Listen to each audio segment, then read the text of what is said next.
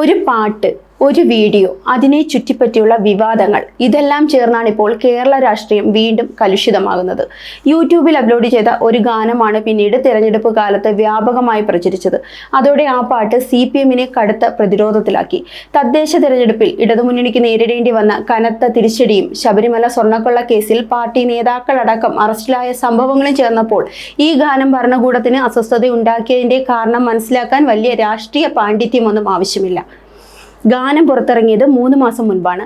എന്നാൽ അത് തിരഞ്ഞെടുപ്പ് കാലത്ത് വീണ്ടും വൈറലായതോടെയാണ് കാര്യങ്ങൾ കൈവിട്ടുപോയത്.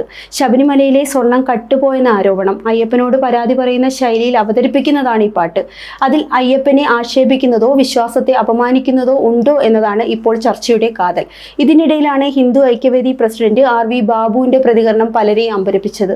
സാധാരണഗതിയിൽ ഹൈന്ദവ വിശ്വാസം എവിടെയെങ്കിലും വ്രണപ്പെട്ടിട്ടുണ്ടോ എന്ന് സൂക്ഷ്മമായി നിരീക്ഷിച്ച് ശക്തമായി പ്രതികരിക്കുന്ന നേതാവാണ് ബാബു. എന്നാൽ ഈ വിഷയത്തിൽ അദ്ദേഹത്തിന്റെ നിലപാട് തീർത്തും വ്യത്യസ്തമാണ്. ഒരു ഹൈന്ദവ സംഘടനയ്ക്കും ഒരു ഹിന്ദു വിശ്വാസിക്കും ഈ പാട്ട് ശബരിമല അയ്യപ്പനെതിരാണെന്ന് തോന്നിയിട്ടില്ല, ഞങ്ങളിലൊരു വിശ്വാസിയുടെയും വികാരം വ്രണപ്പെട്ടിട്ടില്ല എന്നായിരുന്നു അദ്ദേഹത്തിന്റെ നിലപാട്. വാക്കുകൾക്ക് ശക്തിയാകാൻ അദ്ദേഹം പാട്ട് സ്വയം പാടിക്കാട്ടുകയും തനിക്കെതിരെ കേസെടുക്കണമെന്ന് വരെ വിളിച്ചു പറയുകയും ചെയ്തു. അതോടൊപ്പം മറ്റൊരു കാര്യവും ബാബു ചൂണ്ടിക്കാട്ടി. ഹിന്ദു വികാരം വ്രണപ്പെട്ടു എന്ന പേരിൽ ഞങ്ങൾ നൽകിയ പല പരാതികളും വർഷങ്ങളായി നടപടിയില്ലാതെ കിടക്കുകയാണ് എന്നായിരുന്നു അദ്ദേഹത്തിന്റെ വിമർശനം. ഇത് മതവികാരം എന്ന വിഷയത്തിൽ ഭരണകൂടം സ്വീകരിക്കുന്ന നിലപാടുകളുടെ ഇരട്ടത്താപ്പ് തുറന്നുകാട്ടുന്നതായി പലരും വിലയിരുത്തുന്നു. ഇതിന് മറുപടിയായി CPM-ന്റെ ഭാഗത്തു നിന്ന് ഉയർന്ന വാദം ഇങ്ങനെയായിരുന്നു: ഒരു വിശ്വാസിയെങ്കിലും കേസ് കൊടുത്തില്ലേ? ആ ഒരാളുടെ വികാരം വ്രണപ്പെട്ടാലും അത് പ്രശ്നം തന്നെയല്ലേ? കേൾക്കുമ്പോൾ ലളിതമായി തോന്നുന്ന ഈ വാദം കൂടുതൽ ചോദ്യങ്ങൾ ഉയർത്തുന്നതാണ്. കാരണം കേസ് കൊടുത്ത ആ വ്യക്തി CPM-കാരനായ ഒരു പഞ്ചായത്ത് പ്രസിഡന്റിന്റെ അനിയനാണെന്ന വിവരമാണ് പിന്നീട് പുറത്തു വന്നത്. ഇതോടെ പരാതിയുടെ പിന്നിൽ രാഷ്ട്രീയ താല്പര്യമുണ്ടോ എന്ന സംശയം ശക്തമായി. പോലീസിന്റെ നടപടികളും വിവാദങ്ങൾക്ക് വഴിയൊരുക്കി. അതേസമയം കുറ്റപത്രം തയ്യാറാക്കി പാട്ട് രചിക്കുകയും പാടുകയും കമ്പോസ് ചെയ്യുകയും യൂട്യൂബിൽ അപ്ലോഡ് ചെയ്യുകയും ചെയ്ത 4 പേരെയാണ് പ്രതികളാക്കിയത്. ശബരിമല ശാസ്താവിനെ അവഹേളിച്ചു, അയ്യപ്പ ഭക്തിഗാനത്തെയും ശരണമന്ത്രത്തെയും അപമാനിച്ചു, മതവികാരം വ്രണപ്പെടുത്തി, സമൂഹത്തിൽ സ്പർദ്ധ സൃഷ്ടിക്കാൻ ശ്രമിച്ചു എന്നിങ്ങനെയാണ് കുറ്റപത്രത്തിലെ പ്രധാന ആരോപണങ്ങൾ. ഈ 4 പേരും മുസ്ലിങ്ങളാണെന്ന വസ്തുതയും ചർച്ചയാകുന്നു.